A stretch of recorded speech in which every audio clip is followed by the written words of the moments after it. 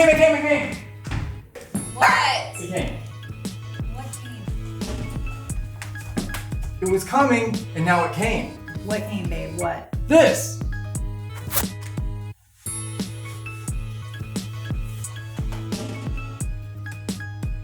It's a lot smaller than I remember. Yeah, but it's not all about the size. It functions just like a big one.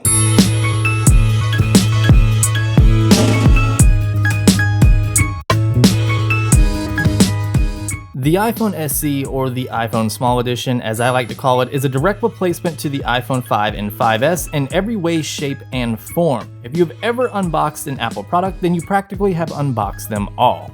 Apple has always been about simplicity and minimalism, and to this day, that gets carried over into their modern style packaging. Inside you'll find the paperwork, your earpods, wall adapter, and of course, a lightning cable. The design is exactly as I remember the iPhone 5 to be.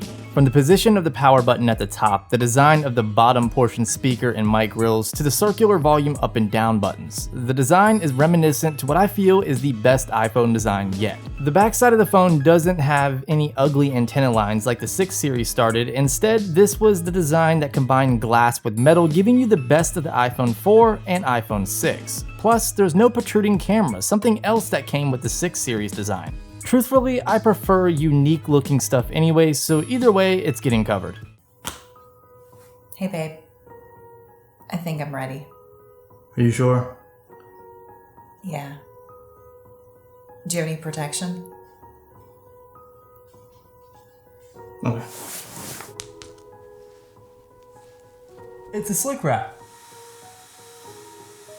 I'm so happy you're going back to the iPhone and you're ready again. The phone is small, which is funny because back then I loved my iPhone 5 despite Android offering much larger screen sizes. I just felt it was the perfect size phone, and in ways I still love the smaller form factor. However, typing on that 4-inch display coming from an iPhone 6s Plus is, well, challenging to say the least. It's nice to be able to have complete one-hand usability again, but at the same time, I'd rather have both hands on my iPhone 6s Plus or Galaxy S7 Edge 90% of the time, especially when consuming media. I mean, not that there's anything wrong per se with the display. I mean, it gets up to a little less than 550 nits, which is slightly higher than Apple's 500 claim and more than the 6S and 6S Plus, which don't even exceed 500. The display produces roughly 110% of color gamma, which sounds crazy good. However, it lacks the saturation that's found on other displays. In ways, this can be good since you are getting a more true-to-life representation of what you're looking at. However, for people that are coming from the punchiness of OLED displays, you won't find it here. I find that when watching the same video on both my SE and 6S Plus side by side, the SE gets noticeably better dynamic range, while the 6S Plus has better color reproduction and saturation. Not to mention overall sharpness, since the SE has a resolution that's lost in the middle between 480 and 720p. Viewing angles are okay on this device. It doesn't feature the dual domain pixels, which is what Apple uses to widen viewing angles, so don't expect them to be as good as the 6 series. There is also color shifting present, especially when using one of these showcase features of iOS 9.3 named Night Shift. This feature changes the temperature of your display as the sun goes down to make the screen less straining on your eyes, thus letting you sleep better at night. Sound familiar? Maybe for some, because it was an extremely popular jailbreak tweet titled F-Lux or Flux. One thing you won't find on the SE's display is Force Touch, so no matter how hard you poke at your phone, the most you might get is this. Performance-wise, the phone is stellar, and this is where the value per dollar shines through. First off, the SE is available in 16 or 64 gigabytes of storage. The 16 will set you back $400 and the latter $500. Now, before you bite my head off on regarding the statement of value per dollar, understand I'm referring to other Apple products and not comparing things like the OnePlus One. The SE sports the same chipset as the 6S, which is the A9, and man, this thing is powerful. Running the Geekbench 3 test, the iPhone SE scored higher than both the 6S and the 6S Plus and was just under the iPad Air 2. I also went ahead and ran the Antutu benchmark test, and the results were different. This time the iPad Air 2 was outmatched by the SE, but the 6S and the 6S Plus outperformed the SE. In any case, benchmarks don't tell all, especially with real-world performance.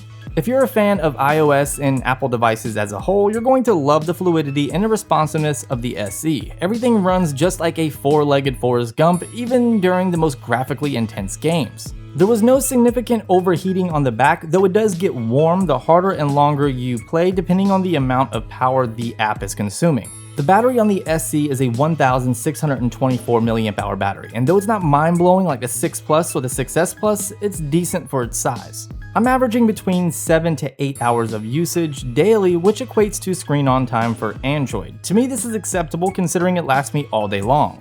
The only thing to consider is the fact that, like my S7 Edge, gives me a little bit less juice than this. However, it's also powering a 5.5-inch Quad HD display. So if you look at it like that, the results really aren't very good.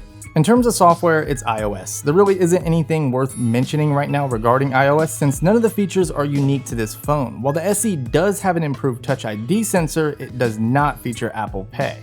The camera on the back side is one of the biggest improvements over the 5S. The sensor is the same one found on the 6S, which offers 12 megapixel stills, larger pixels for good low light results, 4K video, 240 frames per second slow motion, and of course time-lapse. You also get the ability to do live photos, which of course is baked into the camera software and UI. The camera on this phone takes amazing photos and video, to put it simply.